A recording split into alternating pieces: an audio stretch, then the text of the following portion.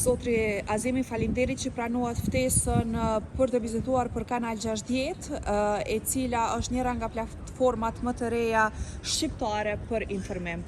Si deputeti më i ri i lëvizjes vetëvendosje, për shkak se është hera e parë që jeni deputet, mirë, po ju në të kaluarën keni qenë edhe asamblesë në Prishtinë, po ashtu dhe shefi kabinetit të ministrit Arben Vitia. Tani si deputet, cila do të jetë sfida jote fillimisht? Po filloj me sfidën tonë si deputet i ri në Kuvendin e Kosovës. Atëherë faleminderit fillimisht për ftesën. Cila do të jetë sfida?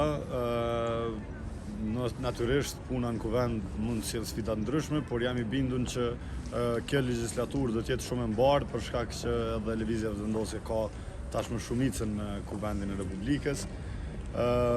Përvoja mund të them se është pak a shumë e ngjashme, meqense veç kam qenë pjesë e kuvendit, të kuvendit Prishtinës, pra atij lokal, ndërsa tash Kuvendi i Republikës normalisht ka obligime dhe përgjegjësi shtesë, por do të mundohem me atë sa di, me atë sa mundemi të shërbejmë me nder për vendin.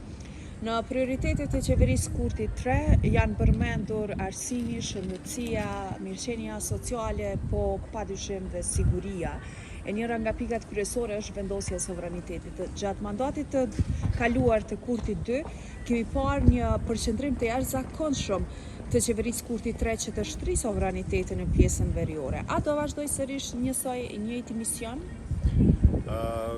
Si që thatë edhe ju vetë, pra gjatë mandatit kaluar është bërë një punë e jashtëzakonshme dhe territori i Republikës, lirisht mund të them që për herë të parë që pas shpalljes pavarësisë administrohet në 100% nga Republika e Kosovës. Madje lirisht mund të them për herë të parë që nga përfundimi i luftës Republika e Kosovës e menaxhon 100% gjithë territorin e Republikës.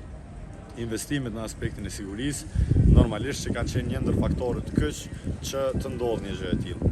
Sot Republika e Kosovës ka institucionet e saj në gjithë pjesën veriore të Republikës, që dikur shihej si diçka e pamundur, mirë po është dëshmuar edhe një herë që me vullnet të pastër e me guxim normalisht se është e mundur. Gjatë jetës së djeshme ne kemi pasur përvjetorin e pavarësisë së Kosovës, mirë po pam që në disa komunat veriore ka komuniteti serb ku jeton atje, nuk është që ka pasur fest ose do një shënim të veçantë, por dallim nga vitet e fundit, po e them 4 vjeçarin e fundit, kemi parë që realisht janë vendosur simbolet shtetënore të Kosovës. Këtë herë nuk e pam. Duke qenë se në zgjedhjet e fundit fitoi lista serbe, a do të thotë kjo që do të ketë tani vështirësi për të vendosur tamam sovranitetin atje? Republika e Kosovës është shtet demokratik dhe nuk i imponon askujt të festojë ose jo, mirë po ajo që është obligative për secilën komunë është që në secilën komunë pra është ditë pushimi, është ditë feste dhe një gjë e tillë ka ndodhur në gjitha komunat e Republikës. Stemat, simbolet, dokumentet e Republikës Kosovës po respektohen nga çdo kuvendi secilës komunë. Rrjedhimisht pra kushdo që do të veproj në kundërshtim me ligjin do të përballet mandeje dhe me drejtsinë e Republikës. Kështu që konsideroj që nuk do të ketë telashet e tilla. Unë jam i bindur shumë që edhe qytetarët që jetojnë në komunat qoftë në Mitrovicën Veriore, qoftë në Zveçan, qoftë në Leposavić, sot për dallimet kaluarën kanë një jetë shumë të qetë, kanë një siguri shumë të madhe, sepse strukturat kriminale të dirigjuara nga Beogradi kanë ushtruar vazhdimisht dhunë edhe ndaj popullatës civile minoritetit serb në këtë rast, mirë po kanë qenë jashtëzakonisht destruktive në raport me shtetin dhe Republikën e Kosovës. Të doja të ndalesha vetëm edhe pak të prioritetet kryesore të Kurtit. Njëra nga pikat në program është zhvillimi i arsimit. A do filloni të implementoni marrëveshjet që keni arritur me Shqipërinë përmes mbledhjeve 2 qeveritare, që ka shumë marrëveshje. Ne përveç abetare së përbashkët, diçka tjetër nuk është që kemi shtrirje të njëjtë në tekstet shkollore apo edhe bashkëpunime me të mëdha. Keni menduar këtë drejtim? Si që thatë edhe ju, po për herë të parë ka ndodhur gjatë mandatit kaluar unifikimi i abetarës dhe sot të gjithë fëmijët pa dallim cilës pjesë shqiptare po flasim, e kanë një abetare të vetme dhe po sigurisht që gjatë këtij mandati do të ketë edhe më shumë përafrim edhe në libra, por edhe në gjithë sistemin arsimor në vendin tonë. E kur jemi të bashkëpunime me Shqipërinë, më duhet ta bëj një pyetje. Kishim në vizitë zotri Ramën. dhe ne dim pak a shumë marrëdhëniet mes kryeministrit Kurti dhe kryeministrit Shqipërisë Edi Rama, mirë po mysafiri pari Kurtit në këtë mandat ishte Rama. Mendoni që do të kemi një përmirësim të marrëdhënieve të dy kryeministrave shqiptar? Me qenë se vini nga vetëvendosja, jeni më mirë se kushdo liderin tuaj. Kosova dhe Shqipëria patjetër se duhet të kemë politikat përbashkëta. Qasja e Qeverisë Republikës së Kosovës ka qenë vazhdimisht dashamirëse. Qasja e Republikës Kosovës ka qenë vazhdimisht në mbrojtje të interesave kombëtare, kështu që konsideroj që A do të thotë kjo që Rama nuk ka qenë njësoj, se kemi pa realisht me deklaratat e tij karshi Kosovës dhe qeverisjes Kosovës, nuk është që ka qenë në linjën e njëjtë me Kosovën. Shumë herë më shumë është dukur edhe realisht nga deklaratat e veprimet e tij që ja ka mbajtur anën Serbisë, sidomos sa i përket dialogut dhe Ballkanit të hapur sesa Kosovës.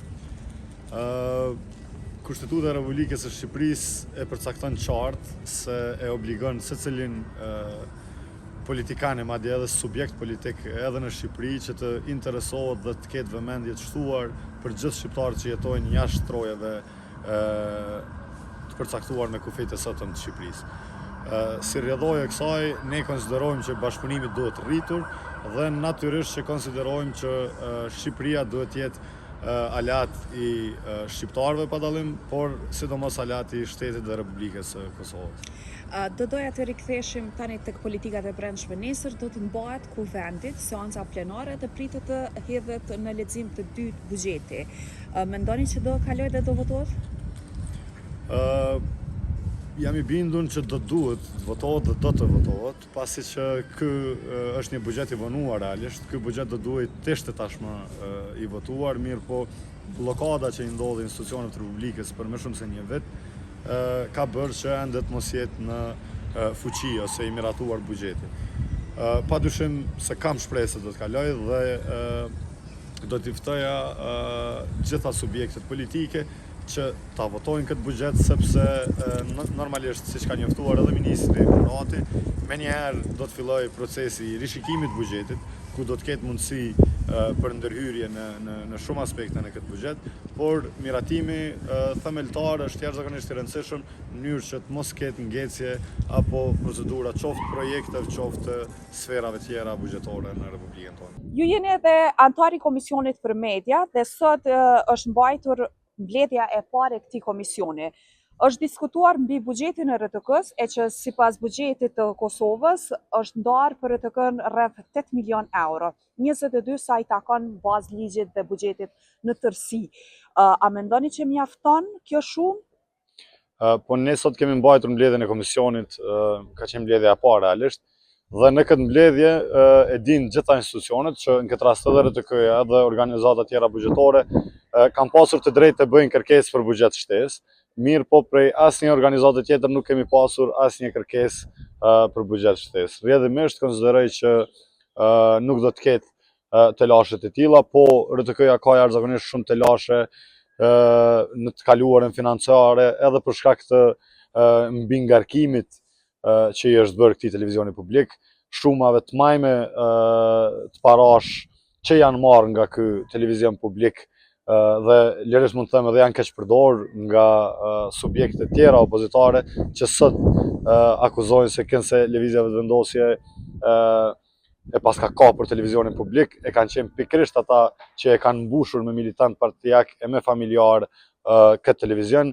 Prandaj nëse flasim vërtet për zgjidhjen e këtyre problemeve, duhet normalisht edhe të adresojmë problematikat dhe sfidat kyçe që i ka pasur ky televizion publik. Unë jam i bindur dhe uroj shumë që televizioni publik në të ardhmen do të fuqizohet, sepse edhe gjatë këtij mandati me gjithë vështirësitë ne kemi parë se RTK ka pas progres të jashtëzakonshëm në shumë sfera dhe jam i bindur që e ardhmja për këtë televizion do të jetë edhe më e ndritur dhe nuk do të ketë telashe financiare apo të tjera. Po, dhe pyetja e fundit ka të bëjë me një sfidë të radhës që vjen në kuvend, zgjedhja e presidentit ose presidentes së re. Kemi vetëm një kandidatë dhe ajo është presidentja aktuale, Vjosa Osmani. Qëndrimi i vetëvendosjes nuk është bërë publik ende. E keni diskutuar brenda partisë nëse do t'i ketë mbështetjen e vetëvendosjes Zonja Osmani ose e keni menduar të propozoni një emër tjetër? Unë konsideroj që qëndrimi i lëvizjes megjithatë ka qenë publik. Ne jemi të bindur që në afate do të përcaktohet zgjedhja e presidentës dhe urojmë që të kemi një bashkëpunim edhe nga gjitha subjektet tjera. Kryeministri Kurti ka deklaruar që është i hapur edhe për bashkëbisedim me të gjitha subjektet politike, sepse është nevojë jetike e vendit mos kemi më ngecje në formimin e institucioneve kyçe, në mënyrë që të vazhdoj puna dhe mandati edhe i kësaj qeverie, por edhe gjitha institucioneve tjera pa dallim. Zotri Azimi, faleminderit shumë që pranovat ftesën të diskutuar. Faleminderit juve.